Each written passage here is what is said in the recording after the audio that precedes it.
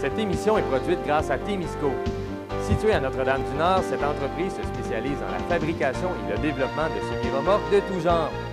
Au fil des années, Témisco a su se démarquer de la concurrence en devenant une référence nord-américaine de premier plan dans la conception spécialisée et innovatrice de semi-remorques. La force de Témisco a toujours été de savoir s'adapter à un marché en mouvement constant. Témisco a choisi de travailler directement avec ses clients et d'être à l'écoute de leurs besoins. Ces dernières réalisations, équipements pour le transport de tours et de pales d'éoliennes, des fardiers conçus pour une charge de 70 tonnes jusqu'à 100 tonnes, des remorques à courroie conçues pour le transport de minerais, pierres, sable, asphalte et autres. Témisco adresse ses remerciements les plus sincères à tous ses collaborateurs. Merci à tous nos employés, merci à tous nos clients, merci à tous nos fournisseurs. Merci à tous ceux et celles qui, de près ou de loin, ont participé au succès de Témisco. Témisco, à la mesure de vos besoins. Cette semaine à InfoTémis, entrevue avec la députée Christine Moore, inauguration d'une borne électrique à la Bannique et reportage du spectacle de Noël de la paroisse Sainte-Croix.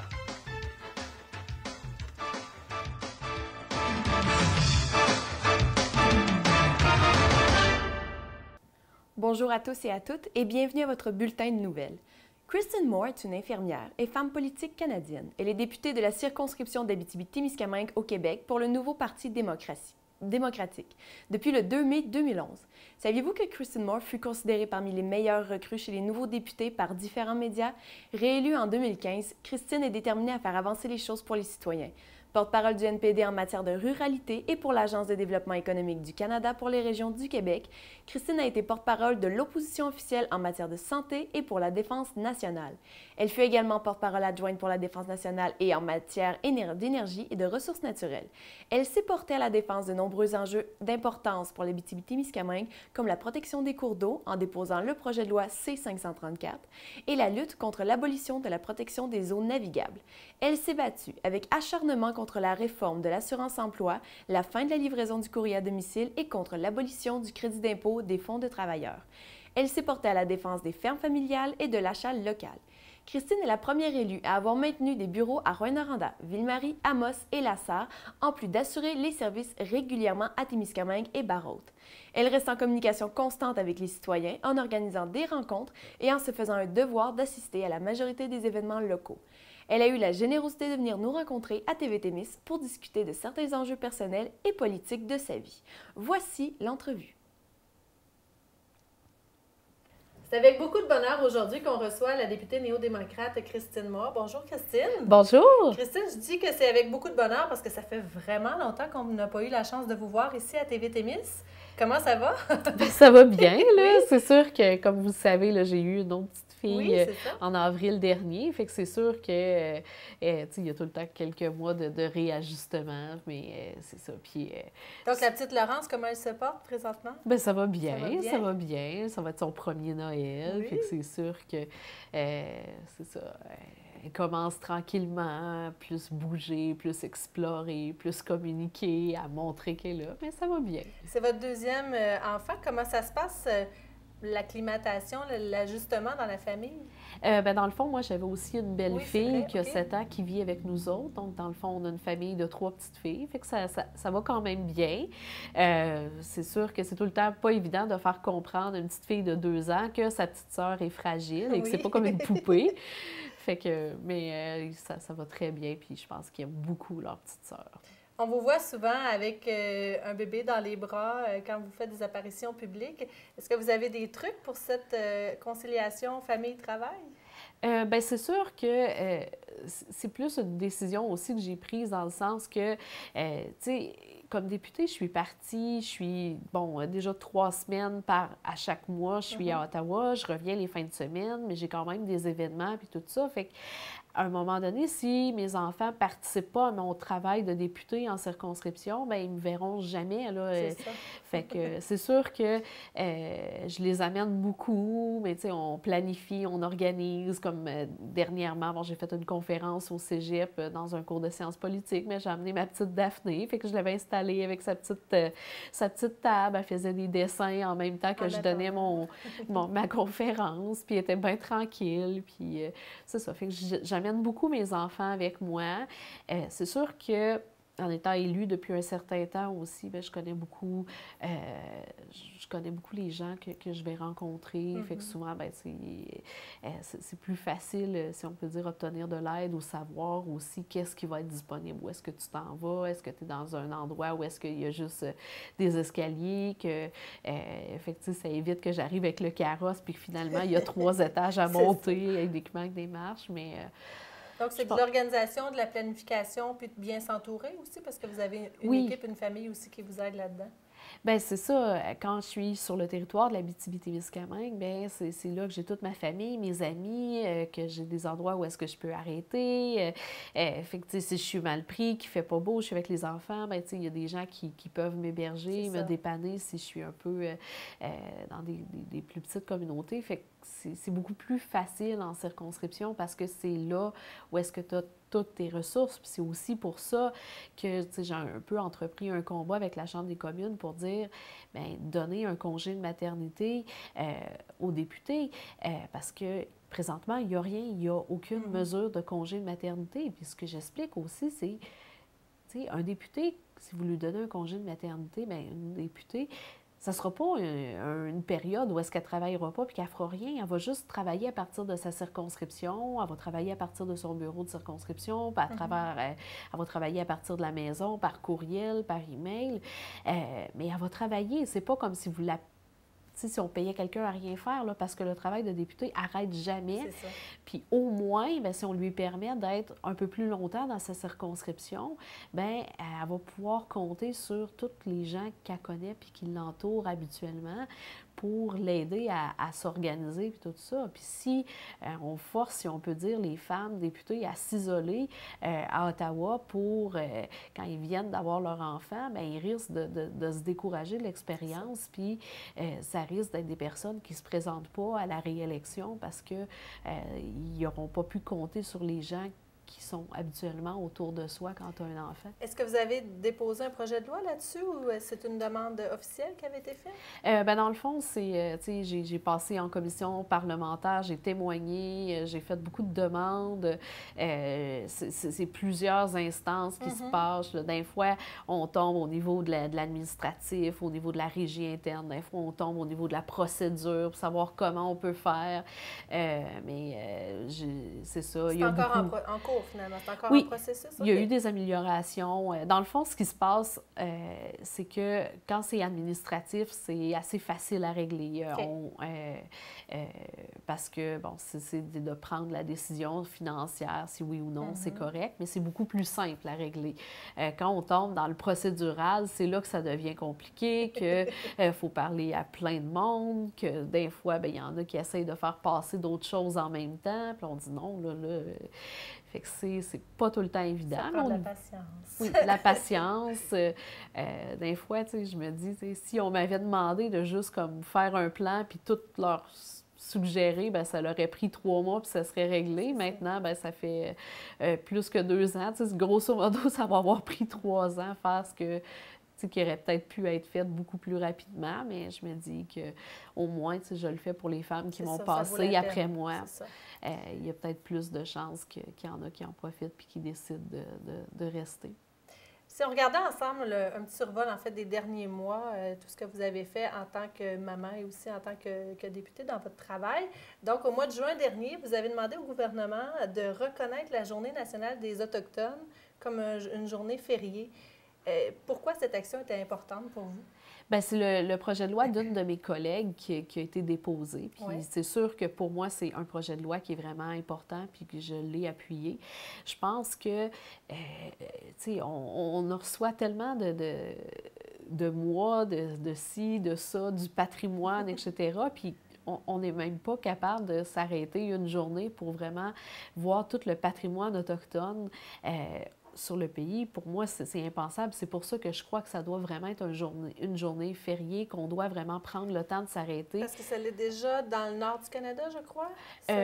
Oui, dans un des territoires, je pense que ça l'est. Mais pas dans le reste du Canada. Exactement. C'est juste une journée qu'il n'y a pas de congé associé à cette journée-là.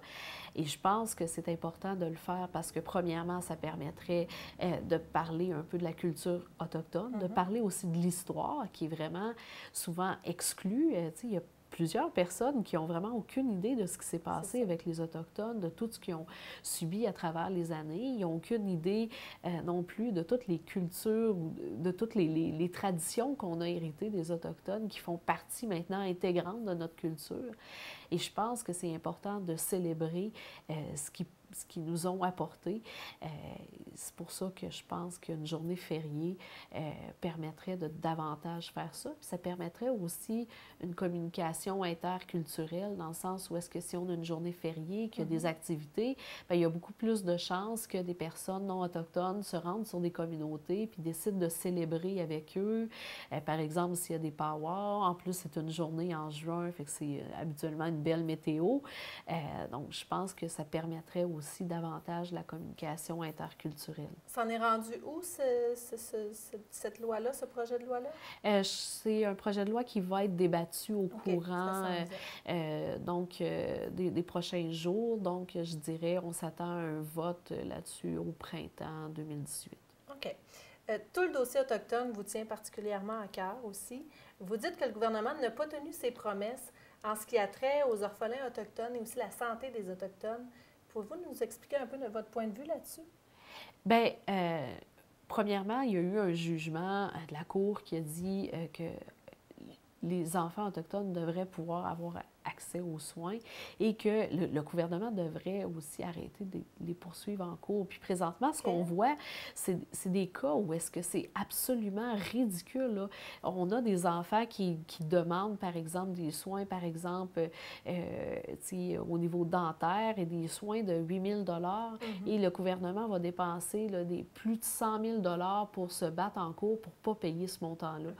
On a plusieurs situations ridicules où est-ce que le gouvernement se bat en cours contre des enfants pour ne pas payer des soins qui coûtent souvent 10 fois moins cher que ce que le gouvernement va dépenser en cours. Ça n'a absolument aucun bon sens. Puis on parle de soins à des enfants. Donc, pour moi, il faut qu'on arrête d'avoir cette façon d'agir-là. Toutes les fois que souvent les Autochtones réussissent à gagner quelque chose à gagner un petit quelque chose, bien, le gouvernement se revire puis conteste les décisions en cours. Ça fait des situations qui n'en finissent plus. Puis pendant ce temps-là, bien, les gens, ils ne vont pas de l'avant. Moi, ce que je voudrais voir, c'est vraiment des communautés qui se développent, qui redeviennent autonomes, qui redeviennent fiers de leur culture, qui redeviennent, si on peut dire, qui sortent de la situation de dépendance qu'on a créée par rapport au système du gouvernement quand on a instauré, par exemple, les réserves et tout ça. Je crois qu'il y aurait tellement d'avantages qu'ils puissent développer, avoir leurs propres entreprises, faire leurs propres choses, qui aient une certaine autonomie et qui puissent vraiment être fiers de ce qu'ils font. Et là, bien, présentement, bien, ils sont constamment en train de se faire contester en cours. Ils sont obligés souvent, pour beaucoup de choses, c'est des choses qu'on n'entend pas parler nécessairement, nous, au Québec ou ailleurs. Est-ce que ce sont des choses qui sont ouvertes dans les médias? On en parle beaucoup de ces poursuites-là ou des choses comme ça? Bien, on en parle, ça fait les nouvelles de temps en temps, mais souvent, ça reprend. Le problème, c'est que quand on parle de ces enjeux-là, il n'y a pas des fois de nouvelles globales. Fait qu'on sort une nouvelle, on a un cas, on oublie. C'est un peu comme quand une femme autochtone disparaît ou on en parle sur le coup.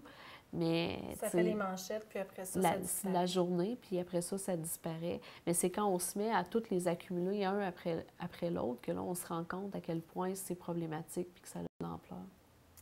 On parle de projet de loi. Vous en avez déposé un en octobre dernier. C'était un projet de loi pour protéger les cours d'eau navigables de la région. Et là, je me suis demandé, moi, quand j'ai entendu ça, il n'existe pas déjà une loi à ce sujet-là? Bien, en gros, c'est que les gouvernements conservateurs ont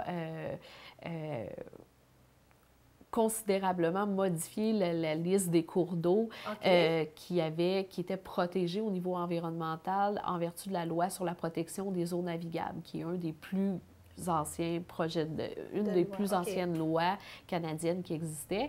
Et à peu près 99 des cours d'eau ont perdu leur protection. Ah, c'est ça. Donc, pour la région d'Abitibi-Témiscamingue, le seul cours d'eau qui restait protégé, c'est le lac Témiscamingue là, avec la rivière des Outaouais. Et tous les autres cours d'eau perdaient leur protection environnementale. Puis il y en a plus que beaucoup, deux, c'est ça. Okay. Il y a tellement de cours d'eau en Abitibi-Témiscamingue qui n'ont même pas tous un nom. C'est ça.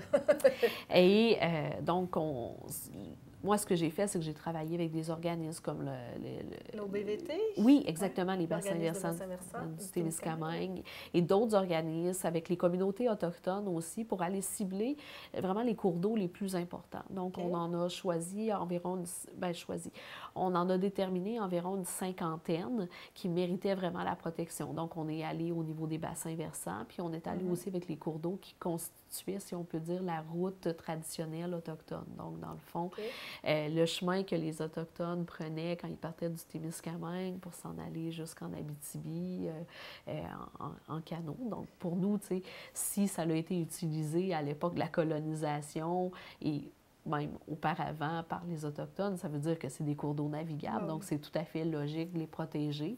Et c'est ça qui a fait en sorte qu'on a pu dresser la liste d'une cinquantaine de cours d'eau en Abitibi-Témiscamingue sur lesquels on voudrait remettre la protection environnementale. OK. Puis quand on dit une protection environnementale sur un cours d'eau, ça veut dire quoi? Qu'on n'aura plus le droit de naviguer là-dessus? Non, mais il y aura des lois plus précises, c'est ça? Des normes à respecter? C'est qu'au niveau, mettons, environnemental, si par exemple, on installe un quai ou n'importe quel bâtiment qui serait sur le bord, si on va faire des travaux sur la berge. Okay. Donc, ça inclut plusieurs choses comme ça. Donc, là. Les protéger pour qu'elles durent le plus longtemps possible, ces étendues d'eau-là? Oui, puis dans le fond, protéger aussi au niveau de l'environnement. Donc, faire sûr que, par exemple, il n'y a pas de perturbation, que ça ne fera pas en sorte que ça va changer, que ça ne peut pas affecter des frayères. Donc, il y a beaucoup de règles environnementales qui sont liées. Ce projet de loi, il en est où, là, présentement? Dans le fond, il est déposé. C'est une deuxième lecture. Donc, le problème, c'est qu'avec les affaires émanant des députés au niveau du Parlement, on a une chance une fois dans 4 ans, puis après ça, ton tour est un peu passé. Sauf qu'en ayant déposé le projet de loi, puis en ayant déjà été ciblé les cours d'eau, ce que ça fait, c'est que si, par exemple, le gouvernement décide de déposer un projet de loi qui va dans ce sens-là, le travail d'aller cibler les cours d'eau importants pour l'Abitibi-Témiscamingue est déjà fait.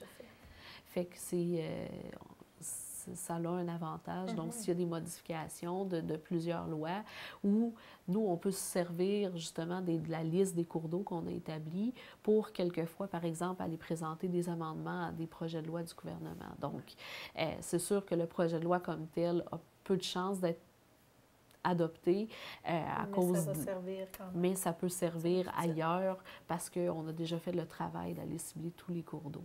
OK. Si on revenait un peu plus tôt cet automne, maintenant, lorsqu'il y a eu la course à la direction du parti, vous avez ouvertement appuyé Charlie Angus et il a été battu par Jagmeet Singh. Est-ce que c'est comme ça qu'on prononce son nom?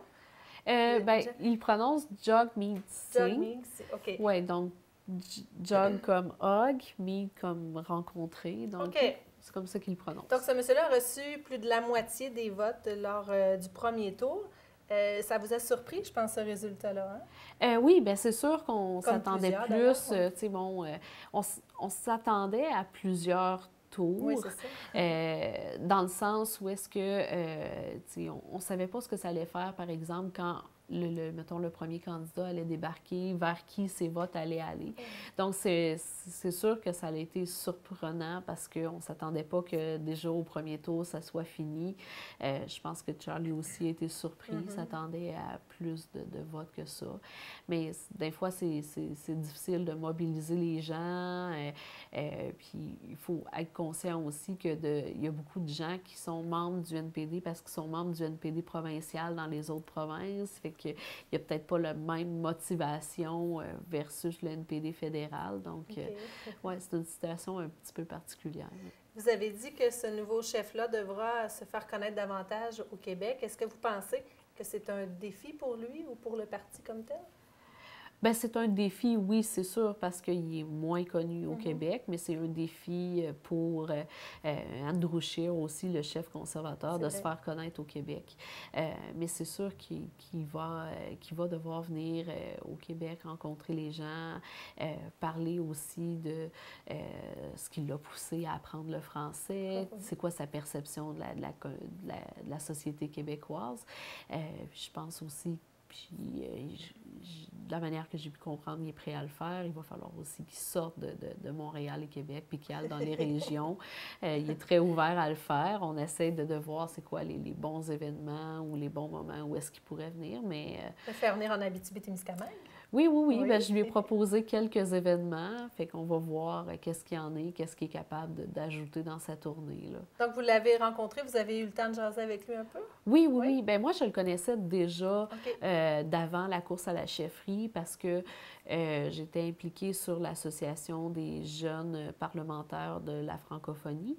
Et il y avait été... on était plusieurs jeunes Canadiens de différentes provinces en politique et aussi de certains pays, la Belgique notamment, certains pays d'Afrique, qui étaient venus à Ottawa. Donc, je l'avais rencontré premièrement pour ça. Donc, on avait déjà eu la chance de discuter dans d'autres contextes, même avant même la course au leadership. OK.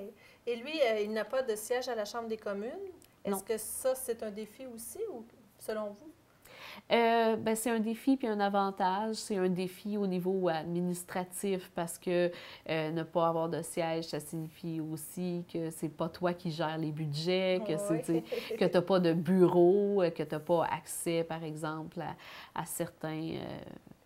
en tout cas, à certains... ressources, si on peut dire, qu'un chef qui a un siège aurait. Mais d'un autre côté, ça lui permet de faire beaucoup de terrain et d'aller beaucoup à la rencontre des gens. Puis Guy Caron, qui est un ami de longue date du NPD de moi-même,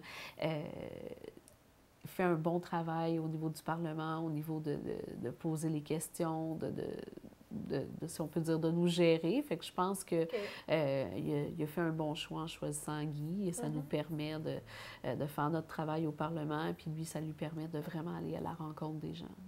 Changeons de sujet maintenant. Un autre gros dossier qui fait beaucoup jaser, c'est la légalisation de la marijuana qui s'en vient pour juillet l'année prochaine, en 2018. Quelles sont les réactions du NPD à ce sujet-là? Bien, tu sais, nous, ça fait 40 ans qu'on est en faveur de la décriminalisation. Donc, notre position, c'est qu'il n'y a pas... les jeunes ne devraient pas, les jeunes ou même les moins jeunes, ne devraient pas aller en prison ou avoir un dossier criminel parce qu'ils ont consommé de la marijuana. La différence entre la décriminalisation et la légalisation, par exemple, est quand même assez importante. Là, nous, ce qu'on parle, c'est arrêtons de poursuivre ces gens-là. C'est peut-être pas la bonne façon de faire. Lorsqu'on parle de légalisation du commerce, de le vendre, ça emmène beaucoup plus de questions qui sont beaucoup plus complexes. Puis selon moi, comment je peux dire, la priorité dans la question de la marijuana, c'était pas, est-ce qu'on fait assez d'argent avec est-ce que, on a trop d'argent qui s'échappe en taxes par rapport à la marijuana? Moi, ma priorité, puis ce que je trouvais extrêmement important, c'est qu'on arrête de poursuivre les gens pour la possession simple, qu'on arrête de faire en sorte qu'il y ait des dossiers criminels, puis qu'on arrête d'embourber le système judiciaire pour ça, et qu'on arrête de voir la consommation de drogue comme un problème de criminalité, puis qu'on le voit comme un problème de santé. Et malheureusement, le gouvernement a refusé de décriminaliser immédiatement, qui, je pense, montre à quel point il y a un peu une hypocrisie dans leur gestion du dossier. Ils vont légaliser cette substance-là le 1er juillet 2018 si tout se passe comme ils l'ont prévu. Mais d'un autre côté, ils continuent encore aujourd'hui à poursuivre des gens en cours pour de la possession simple. Il n'y a pas de logique, là.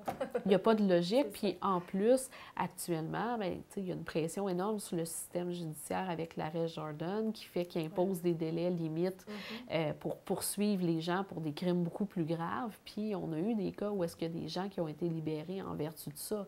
Donc, Je pense que ça nous aurait donné aussi une chance au niveau judiciaire de dégager immédiatement les tribunaux. Puis ça leur aurait fait en sorte aussi qu'il n'y a pas d'urgence. Dans les faits, si on décriminalise immédiatement puis qu'on décide d'attendre un peu plus longtemps avant de légaliser, ça ne change rien dans la situation actuelle. C'est déjà le crime organisé qui se fait de l'argent avec la marijuana. Ça va juste être ça encore, mais au moins, on n'aura pas de jeunes qui vont être poursuivis en cours pour de la possession simple. Au moins, on va ralentir, puis on va pouvoir faire les choses comme il faut, parce que présentement, le délai que le gouvernement s'est imposé, c'est son propre délai. Ça repose sur rien. Il a décidé de la date du 1er juillet arbitrairement, et de plus en plus, bien, les provinces disent, on peut le faire, mais laissez-nous plus de temps. Et je pense que, les provinces ont quand même raison que c'est pas quelque chose qui se fait aussi facilement que ça quand on parle de légalisation. Mais ce qui est de la décriminalisation, elle aurait dû se faire immédiatement, puis elle devrait se faire immédiatement. Et après ça, pour le côté légalisation, bien, selon moi, on devrait prendre le temps que ça prend pour faire quelque chose qui ne sera pas géré tout croche, puis qui va fonctionner comme il faut. Je pense que c'est l'essentiel. Donc, j'aimerais beaucoup que le gouvernement bouge sur le côté décriminalisation. Puis après ça, bien, du côté légalisation, je pense que la priorité ou ce qui inquiétait le plus les gens, c'est pas d'être capable de s'en trouver, c'est d'être la crainte d'un jour d'être pris par la police puis de se retrouver devant le système judiciaire. La question, c'était pas une question d'approvisionnement, c'était une question du danger, des conséquences juridiques que ça peut avoir sur ta vie. Puis la maman en vous, est-ce qu'elle est inquiète de ce qui s'en vient à partir de juillet pour vos enfants ou c'est pas quelque chose... Bien, c'est sûr que mes enfants sont encore jeunes. Ouais, ils sont pas contrôlés, ils sont pas trop encore exposés. Mais c'est sûr que ça m'inquiète beaucoup parce que je trouve que l'aspect de santé a beaucoup été évacué. Ouais. Présentement, c'est légal sous ordonnance. C'est sûr qu'il y a peut-être une méconnaissance, mais au moins, il y a quelqu'un qui donne des conseils de santé par rapport à ça. Moi, c'est plus cet aspect-là. Des fois, il peut y avoir des gens qui vont décider de l'essayer par eux autres-mêmes pour peut-être un problème de santé, de la douleur chronique, des problèmes d'insomnie. Puis, peut-être qu'il y a des contre-indications, peut-être qu'il y a des situations particulières où est-ce que c'est pas vraiment la meilleure chose à faire et là, qu'il y a des gens qui vont l'essayer puis qui risquent de peut-être avoir une certaine atteinte à leur santé. Donc, c'est plus ça qui m'inquiète, le fait qu'on a un peu évacué le problème de santé puis qu'on va un peu aller acheter ça sans recevoir tous les problèmes de santé. Et selon moi, il y a beaucoup de personnes qui consomment cette substance-là. C'est sûr qu'ils n'ont pas d'ordonnance ou rien, mais qui le consomment pour une raison de santé sous-jacente. Au niveau des adultes, selon moi, il y a beaucoup d'adultes qui disent « Bien, moi, j'avais de la misère à dormir, j'ai commencé à faire ça, puis ça m'aide à dormir. » Mais ce qu'on se rend compte quand on discute avec eux, c'est qu'au départ, il y avait une raison de santé pour laquelle ils ont décidé de commencer à consommer cette substance-là. Fait que si on exclut complètement tout le counseling au niveau des professionnels de la santé qui pourraient faire aux consommateurs ou aux personnes qui pensent essayer ça, bien, on ne sera peut-être pas aussi efficace, puis il va peut-être avoir certaines personnes chez qui il va se créer une problématique parce que c'était pas la meilleure substance ou la meilleure chose à faire pour eux dans leur situation. C'est un dossier à suivre. En tout cas, on aura sûrement la chance de se rejaser de ça d'ici à juillet l'année prochaine. Et on va terminer, en fait, à parler de voyage, parce que la vie de politicienne vous amène à faire pas mal de voyages. Vous êtes allé en Biélorussie récemment. Avec bébé, en plus? Oui, bien, dans le fond, j'ai emmené Laurence. Elle avait à peu près 2 mois et demi.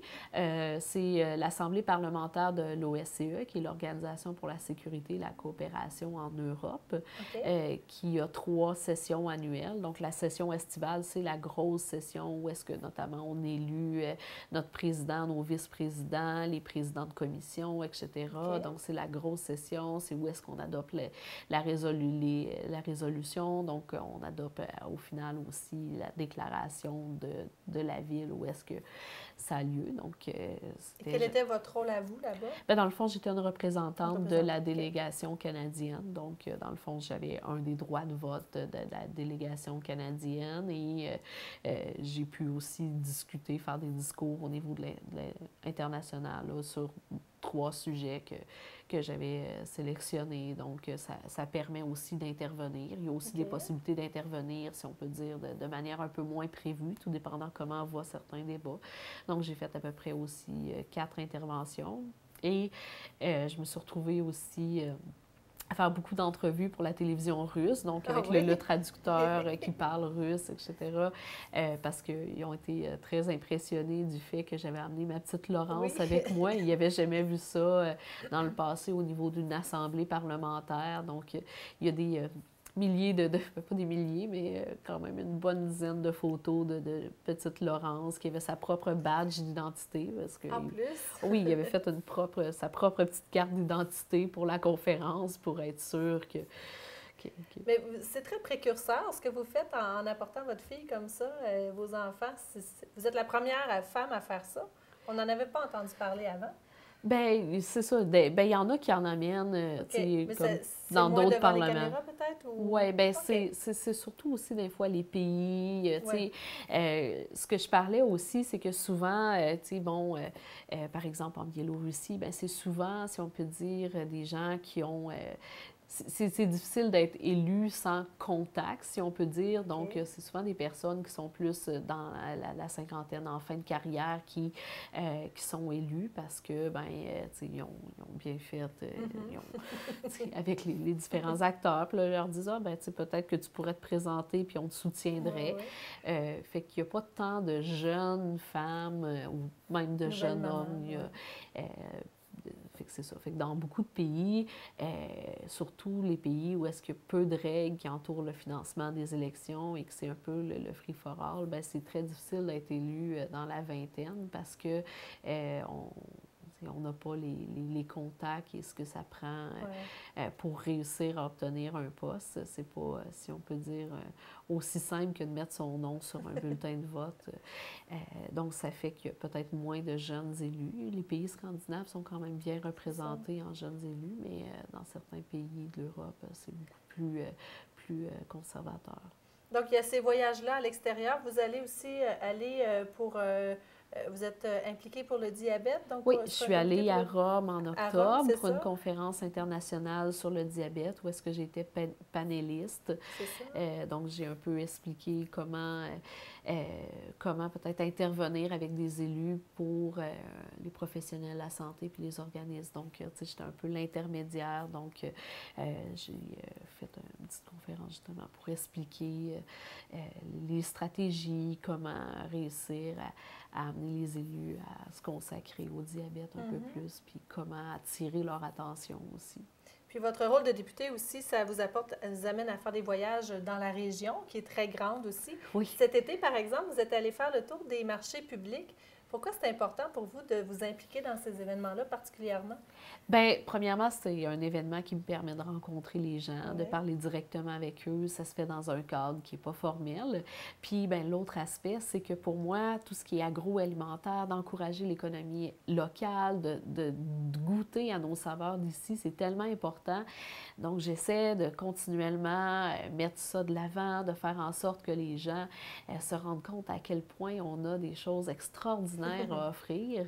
Et c'est aussi, je pense que au niveau de la santé, de rappeler aux gens de réapprendre à cuisiner, à prendre le temps. Tu sais, quand on a un repas en famille puis qu'on prend le temps de manger tout ensemble avec des produits locaux, tu sais, souvent... Ça, c'est encore meilleur. Oui, que de manger sur le coin d'une table un repas pré-préparé.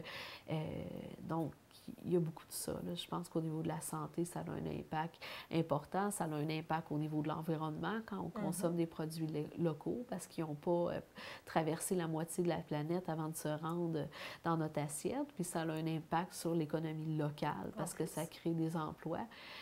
Ça crée des emplois chez les producteurs, mais aussi chez toutes les autres personnes qui offrent, par exemple, qui font partie de l'économie de service. Si le producteur a plus d'argent, bien, il dépense un petit peu plus localement. Fait qu'il y a peut-être aussi des coiffeuses, d'autres gens qui offrent des services, des restaurateurs qui vont avoir peut-être plus souvent des gens qui vont venir manger chez eux. Donc, quand on décide d'encourager l'économie locale, bien, ça a un impact pas juste sur les commerces où est-ce qu'on va directement, mais tous ceux qui gravitent autour de l'économie de service locale. Vous êtes allé aussi chez vous, dans votre ville natale, cet été, parce que la reine fêtait son 100e anniversaire. Oui. La reine qu'on surnomme la capitale du bout du monde, d'ailleurs. Capitale mondiale du bout du monde. La capitale mondiale du bout du monde. De quoi êtes-vous le plus fier de votre ville natale? C'est pas évident, ça, comme question. Je pense que ce qui me rend le plus fière, c'est comment les gens sont. C'est des gens qui sont impliqués, qui sont serviables, qui s'entraident entre eux. Puis je pense que c'est ça qui me rend fière. Mais c'est pas juste à la Reine, c'est l'Abitibi-Témiscamingue au complet. Moi, ça me rend fière de dire que je suis capable d'aller cogner à peu près partout à genre 9 h le soir pour demander « Est-ce que tu aurais une tasse de sucre à me prêter? Je suis en train de faire des tartes puis j'ai manqué de sucre. » Puis tu sais, qu'il n'y a personne qui va comme barrer la porte puis appeler la police. Mais c'est ça, c'est un exemple un peu loufoque, mais c'est un peu ça la réalité ici, c'est qu'on est capable de se parler sans avoir peur de nous, on est capable d'accueillir les gens, on est capable de faire en sorte que des nouveaux arrivants sont tellement intégrés qu'après quelques années, ils occupent des fonctions d'élus. C'est vraiment quelque chose de spécial. Puis cette dynamique-là, on ne l'a pas dans beaucoup de régions. On a été capable aussi d'établir des partenariats avec les communautés autochtones pour qu'ils fassent partie, si on peut dire, de notre offre touristique.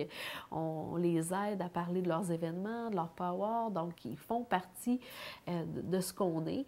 On a été capable d'intégrer des éléments de leur culture au bâtiment public. Donc, on n'a pas décidé de, si on peut dire, de les confiner dans leur coin, mais on a décidé que l'Abitibi-Témiscamingue, il en faisait partie. Et cette façon d'être là des gens, c'est ce qui fait qu'on est complètement différent, mais c'est ce qui fait que ça me rend particulièrement fière de devenir d'ici. C'est que je sais que fondamentalement, les gens ici sont des bonnes personnes, puis qui veulent avant, tu sais, souvent, ils vont penser au bien-être de leur communauté avant leur propre personne. Puis je pense qu'on vit de plus en plus dans une société individualiste, puis de vivre dans une région où est-ce que peut-être qu'il y a un frein à tout cet individualisme-là, cette montée de l'individualisme, ça donne un petit baume sur le cœur. Le temps des fêtes s'en vient, là, dans quelques jours, ça va commencer. C'est quoi les traditions chez vous, les traditions des fêtes auxquelles vous tenez le plus? Bien, c'est sûr que, tu sais, on va souper chez les parents. On se réunit encore aussi la grosse famille, si on peut dire. Fait que moi, j'ai une grand-mère qui est encore en vie, qui a 93 ans. Fait qu'on se réunit, oncles et tantes qui sont disponibles. Donc, tu sais, je vois encore mes cousins et mes cousines. Fait que ça, c'est une des traditions. C'est sûr que je vais essayer d'aller patiner un petit peu et essayer de montrer à Daphné à patiner. Donc, je suis en train d'essayer de lui enseigner ça, là. Sinon... Le premier Noël de Laurence aussi, ça va être quelque chose de particulier en plus cette année. Ouais. Malgré qu'à cet âge-là, ils ne s'en rendent pas tant compte. C'est plus pour les parents, je pense, que pour le bébé. Oui, c'est ça. Puis, ben, tu sais, sinon, il y a des nouvelles traditions aussi qui s'implantent tranquillement. Donc, là, cette année, on a décidé que les enfants, à la place de faire un échange de cadeaux traditionnels, ils allaient faire un échange de cadeaux usagés. Fait qu'ils allaient choisir un de leurs jouets qu'ils aiment moins ou qui jouent moins. Puis, ils vont faire un échange pour éviter d'accumuler plein d'autres jouets. Fait que c'est une nouvelle tradition qu'on essaye. Puis, ben, je pense, des fois, c'est bien aussi d'intégrer des nouvelles traditions. Et là, qui dit temps des fêtes dit nouvelle année, qu'est-ce qui s'en vient en 2018 pour vous? Bien, c'est sûr que ça va bouger beaucoup. Bon, au Parlement, on va voir ce qui s'en vient. De plus en plus, on se rapproche de l'élection de 2019. Donc, on se met plus en place. Aussi, on a notre nouveau chef. Là, présentement, il attendait, mais on sait comment ça se passe en politique. Il n'est pas fort possible qu'il y ait des nouveaux rôles de porte-parole qui soient distribués, parce que les remaniements de cabinet fantômes, souvent, ça amène beaucoup de changements. Puis là, on parle d'un nouveau chef, une nouvelle direction. Donc, c'est une possibilité que je change de dossier, que j'ai un comité que je n'avais pas présentement. Donc, au niveau politique, il y a une possibilité qu'il y ait beaucoup de changements pour moi, mais on va voir où est-ce que... Est-ce que vous en avez déjà entendu parler ou c'est... Bien, dans le fond, ce que je sais, c'est que c'est ça, il va attendre à janvier là, pour faire le gros remaniement. Là, il a fait les quelques changements qui étaient nécessaires, soit redonner des rôles au candidat de la chefferie qui avait dû démissionner, nommer son chef parlementaire. Donc, dans le fond, pour l'instant, il a fait mettons, le minimum que ça prenait pour être fonctionnel, mais le gros changement pour l'ensemble des députés, redistribuer les rôles, les missions, si on peut dire, qui nous sont confiées, ça va aller plus en janvier. En janvier. Christine Moore, merci beaucoup de votre visite aujourd'hui. Ça a été un plaisir de jaser avec vous. On vous souhaite bien sûr de joyeuses fêtes. Bien, merci beaucoup. Merci. À vous aussi. Une bonne nouvelle pour les utilisateurs de voitures hybrides ou électriques du Témiscamingue. La Bannic a maintenant sa propre recharge rapide de type 2. La recharge de niveau 2 s'effectue à l'aide d'une borne à 240 volts et pour ce type de recharge, la demande d'électricité du véhicule électrique est à peu près équivalente à celle d'un chauffe-eau de 180 litres. Il existe également des recharges de niveau 1 et 3. En montant, la recharge est plus rapide. Une recharge qui donne de l'énergie à votre véhicule pour une durée de 2 heures seulement. Les utilisateurs du camping et du restaurant de la Bannic pourront en profiter. C'est important parce que ça fait partie de la lutte contre les changements climatiques, de regarder les formes d'énergie qui existent et d'encourager bien sûr les meilleures formes d'énergie. À noter que le nombre de voitures électriques et hybrides rechargeables a bondi de 35 % en Abitibi-Témiscamingue entre 2014 et 2015, selon la Société d'assurance automobile du Québec. On félicite la Bannic pour son inauguration et on espère que la croissance des bornes partout au Témiscamingue. Voici une entrevue avec la propriétaire de la Bannic. Alors, on a décidé, la Bannic, de nous installer une borne de recharge pour nos clients. Alors, c'est une borne de recharge de classe 2 qui donne la possibilité aux gens qui ont des voitures hybrides ou électriques de se recharger en 2 heures. Alors, tous nos clients, chalets ou restaurants, auront la possibilité de venir nous rencontrer directement. Ils vont pouvoir se brancher, venir à l'intérieur et à ce moment-là, on va activer la machine pour qu'on soit en mesure de se charger.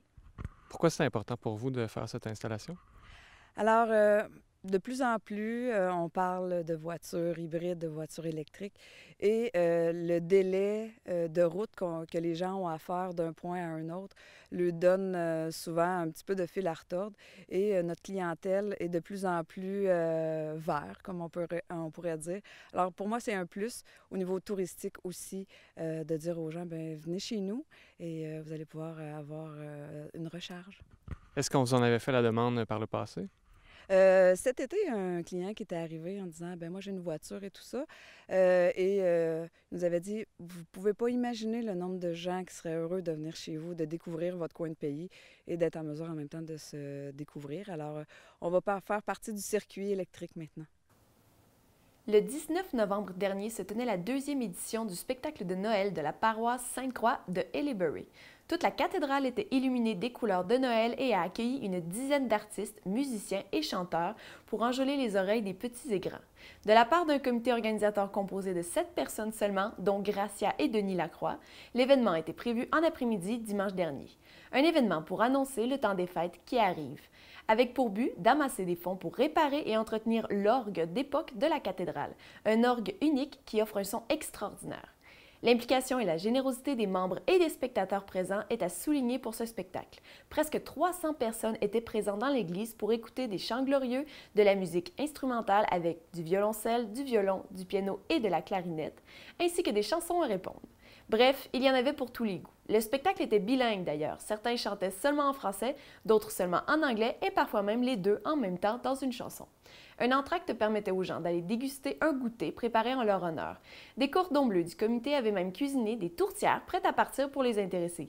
Ainsi, les gens avaient déjà leur souper de prêt pour la soirée à venir. Les commanditaires du souper étaient l'épicerie Chartrand indépendant, le Tigre géant et Food Basic, ainsi que Fromage au village de Lorrainville. Le restant de la journée s'est déroulé dans l'ambiance des fêtes, l'humour et la joie. Les artistes de la scène ont terminé le spectacle en rejoignant le public et serrant la main de tous et chacun. Un événement réussi qui aura lieu de nouveau l'année prochaine, mais cette fois-ci avec plus d'artistes québécois. C'est un rendez-vous. Donc voici le reportage.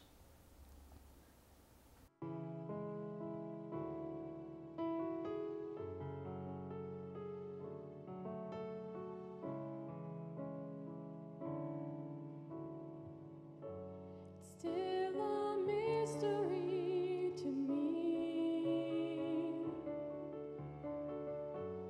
that the hands of God could be so small, tiny fingers reaching in the night,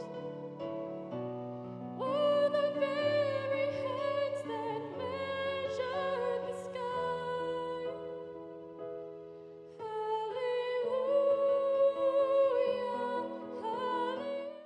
Aujourd'hui, c'est notre concert qu'on appelle la magie de Noël de notre paroisse Sainte-Croix, mais tous les gens de partout sont invités.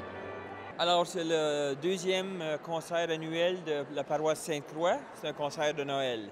Je suis la photographe bénévole. Et photographe, qu'est-ce qui va se passer avec les photos ensuite?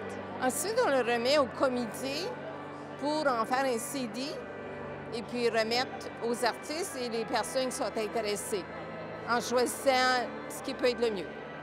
On a vendu au-delà de 200 billets à l'avance, plus on en a vendu à la porte. Donc, on approche de 300. Oui, l'ambiance est extraordinaire et juste par la qualité de nos artistes, puis c'est de la classe et puis c'est mouvementé, c'est un sentiment de fête. Non, on n'a pas d'objectif, nous autres, c'est juste de faire accueillir le monde qui viennent participer puis voir qu'est-ce que c'est un concert de Noël à la paroisse Sainte-Croix. On n'a pas d'objectif à joindre. OK, je vais vous interpréter une chanson aujourd'hui qui s'appelle Jingle Bell Rock en français. OK? On va s'asseoir.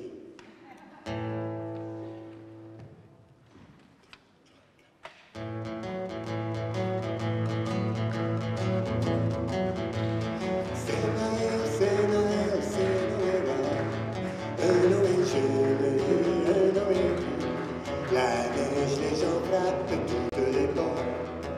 Très tôt, les cœurs sont éveillés. C'est Noël, Noël veillé. Un Noël vert, un Noël blanc. Dans ces balles qui font des Noëls tout blancs. Le plus beau des temps. Je pense qu'on est satisfait. Les gens du public semblent apprécier puis aimer. Puis on a d'autres talents qui se sont joints à nous cette année, donc c'est toujours le fun, puis on espère que ça va continuer de grossir avec les années. C'est formidable.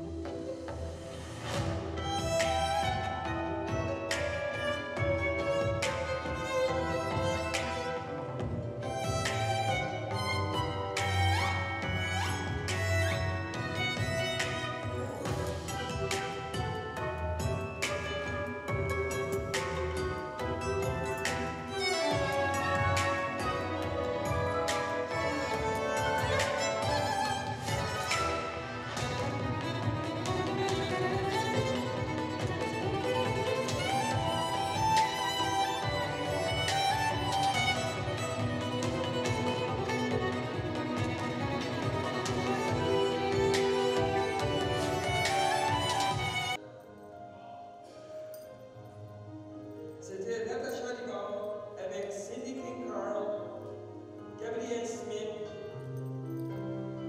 Crystal Seymour, Jeff Manners, Brooklyn Tysick, Daniel Alay, Judith Miller, Elizabeth McEachern, Manny Leveillé, Gracia Lacroix, Jody Bigelow, Robert Saint-Cyr et René Charette. Bonsoir et merci.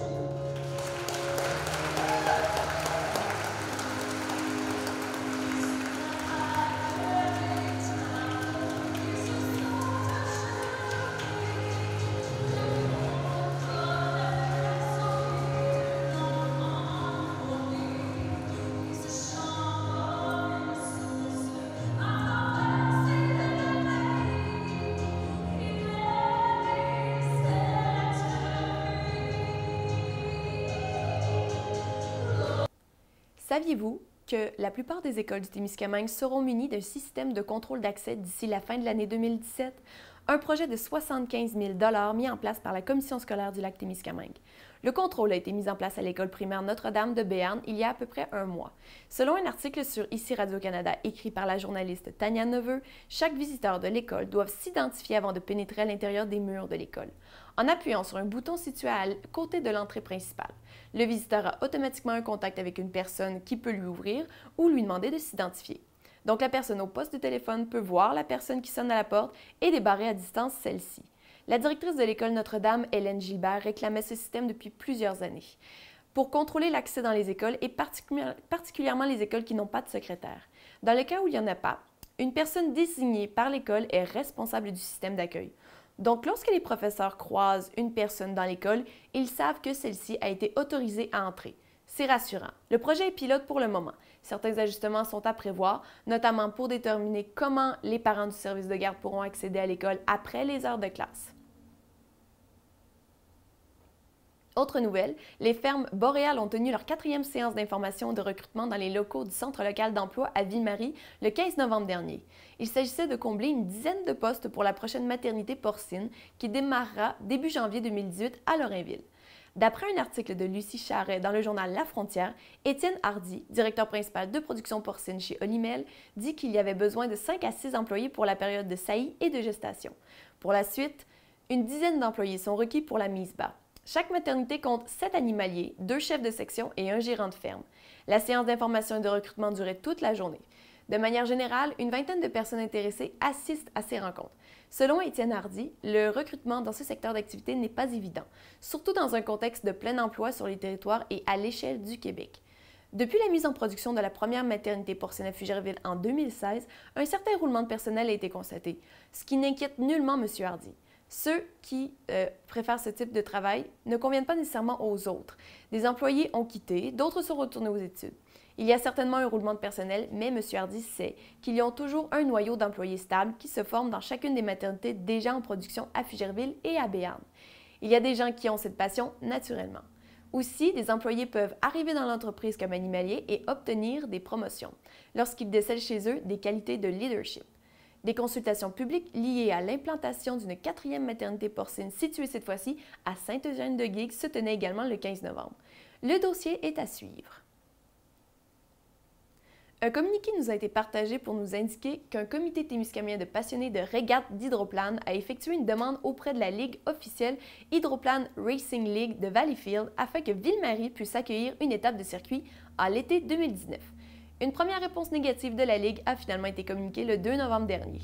La Ligue a mentionné au nouveau comité organisateur des régates de Ville-Marie que sa structure actuelle ne prévoyait pas l'ajout de nouveaux sites dans notre région et que s'il se présentait une occasion de développer un circuit satellite, dans un avenir rapproché, il leur ferait plaisir d'envisager la tenue d'un tel événement.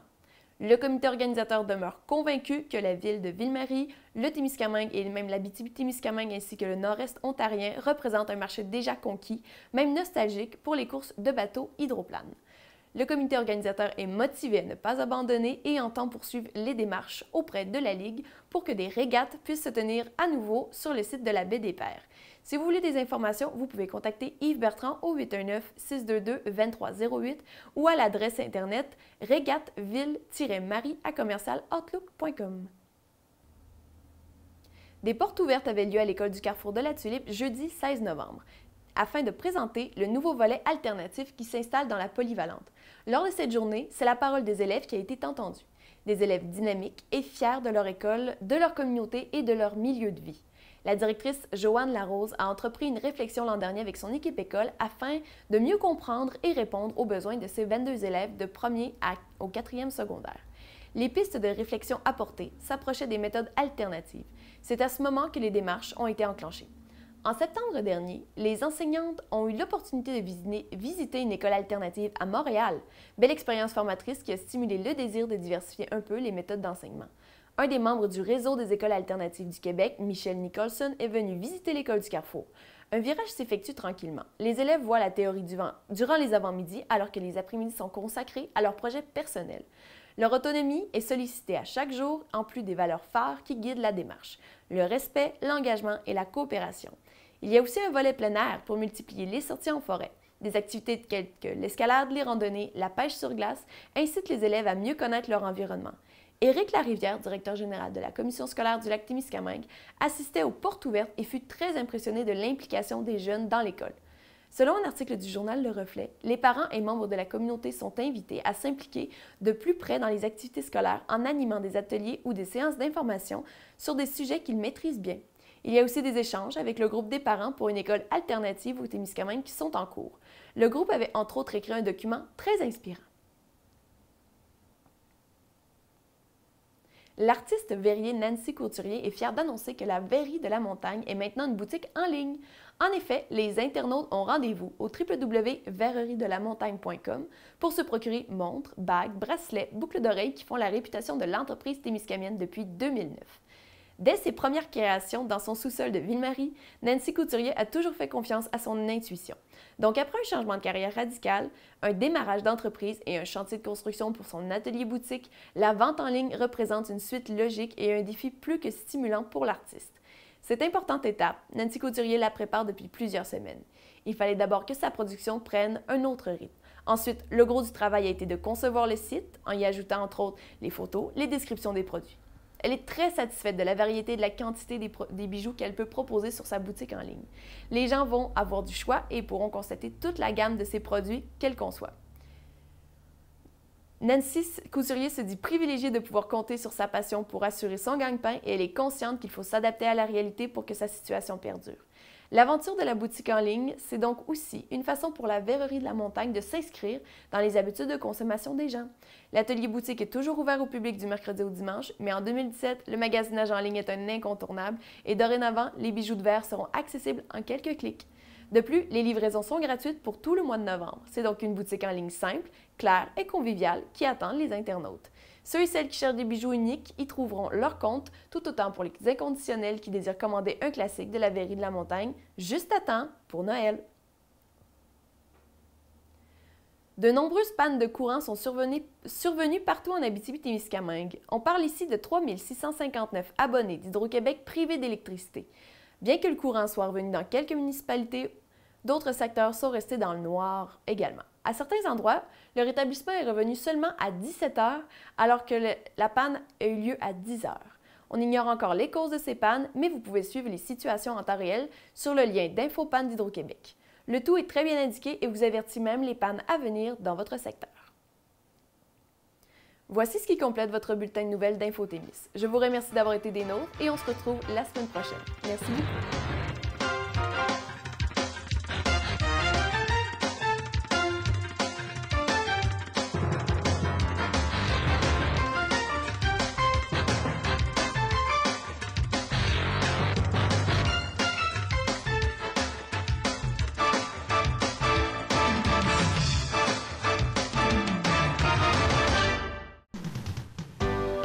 Cette émission est produite grâce à Témisco. Située à Notre-Dame-du-Nord, cette entreprise se spécialise dans la fabrication et le développement de semi-remorques de tout genre. Au fil des années, Témisco a su se démarquer de la concurrence en devenant une référence nord-américaine de premier plan dans la conception spécialisée et innovatrice de semi-remorques. La force de Témisco a toujours été de savoir s'adapter à un marché en mouvement constant. Témisco a choisi de travailler directement avec ses clients et d'être à l'écoute de leurs besoins. Ces dernières réalisations, équipements pour le transport de tours et de pales d'éoliennes, des fardiers conçus pour une charge de 70 tonnes jusqu'à 100 tonnes, des remorques à courroie conçues pour le transport de minerais, pierres, sable, asphalte et autres. Témisco adresse ses remerciements les plus sincères à tous ses collaborateurs. Merci à tous nos employés, merci à tous nos clients, merci à tous nos fournisseurs. Merci à tous ceux et celles qui, de près ou de loin, ont participé au succès de Témisco. Témisco, à la mesure de vos besoins.